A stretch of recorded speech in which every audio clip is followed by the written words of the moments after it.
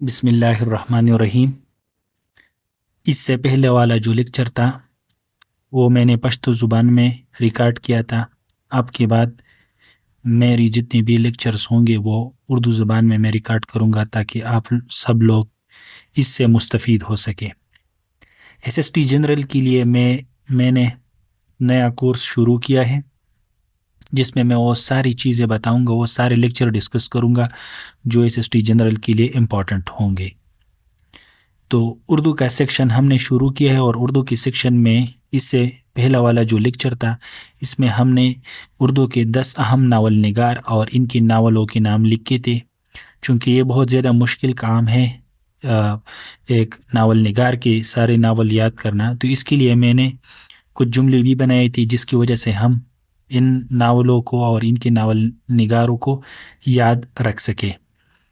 تو اسی لیے آج کے لیکچر میں بھی میں اسی طرح 10 اور ناول نگار اور ان کے ناولوں کے نام لکھوں گا، اور اسے یاد رکھنے کے لیے میں نے جملے بھی بنائے ہیں تاکہ یہ آپ لوگوں کے کام آ سکے اور اس سے آپ ایس ایس ٹی جنرل میں MCQs حل کر سکے۔ تو شروعات کرتے ہیں شوکت صدیقی سے۔ شوکت صدیقی اردو کا ایک اہم ناول نگار ہے، اور ان کے جو ناولیں ہیں ان میں خدا کی بستی، جانگلوس، چار دیواری شامل ہے۔ اور انہیں یاد کرنے کے لیے میں نے جو جملہ لکھا ہے وہ ہے: شوکت صدیقی نے اپنی چار دیواری میں بیٹھ کر خدا کی بستی کی جانگلوس کا قصہ لکھا۔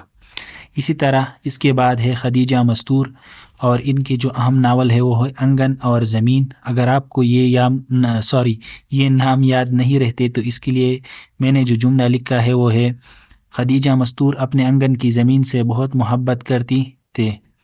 پھر اس کے بعد ہے عزیز احمد، اور عزیز احمد کے جو ناول ہے وہ ہے گریز، ایسی بلندی ایسی پستی، شبنم، آگے آگ اور ہوش۔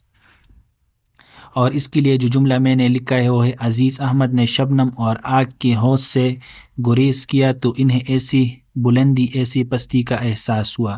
پھر ہے نثار عزیز بٹ، اور ان کے جو ناولیں ہے وہ ہے نگری نگری، فراں مسافر، کاروان وجود، دریا کے سنگ، مجموع خواب۔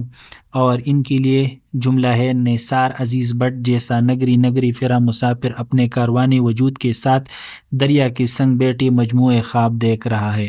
یعنی اگر آپ دیکھیں تو یہاں پہ بہت سارے ناولوں کے نام ہیں، لیکن ان سبھی کو یاد کرنے کے لیے میں نے جو جملہ لکھا ہے اس جملے میں سارے جو ناولز ہے جو نثار عزیز بٹ نے لکھے ان کے نام موجود ہے، اور اسی سے آپ کو بہت زیادہ فائدہ ہوگا۔ پھر ہے مستنصر حسین ترار، اور ان کی جو ناول ہے وہ ہے راکھ، بہاؤ، قلعہ فراموش، قربت مرگ میں محبت، خس و خشاک زمانہ، اے غزل شب۔ اور اس کے لیے جو جملہ میں نے لکھا ہے وہ ہے: مستنصر حسین ترار نے خس و خشاک زمانہ میں بہاؤ کے ساتھ چلتے ہوئے قلعہ فراموش کی راکھ دیکھی اور اے غزل شب سے قربت مرگ میں محبت کا اظہار کیا۔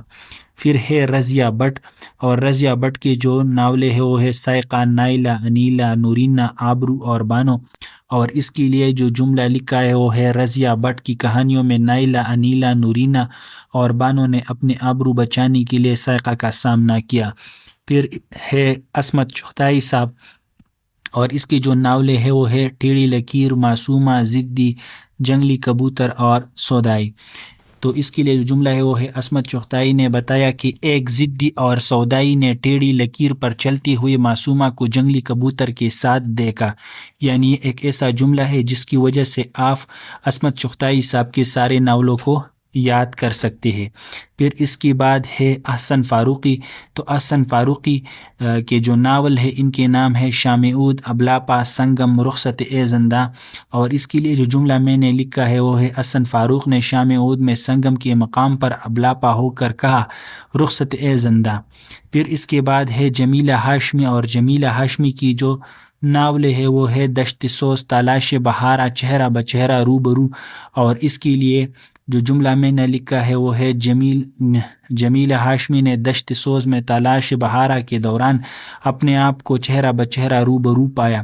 اور آخری جو ناول نگار ہے وہ ہے انور سجاد، اور ان کی ناول کا نام ہے خوشیوں کا باغ جنم روف، اور ان کے لیے جو جملہ لکھا ہے وہ انور سجاد نے خوشیوں کا باغ میں ایک نیا جنم روپ پایا۔ تو دوستو امید کرتا ہوں کہ اس لیکچر سے آپ کو بہت زیادہ فائدہ ہوگا۔ اگر آپ کو تھوڑی سی بھی یہ لیکچر اچھی لگی ہو تو اس کو لائک کرے اور چینل کو سبسکرائب کرے تاکہ دوسری لوگوں کی بھی فائدہ ہو۔ امید کرتا ہوں کہ آپ کو اس سے بہت زیادہ فائدہ ہوگا۔ Thank you very much. اللہ حافظ۔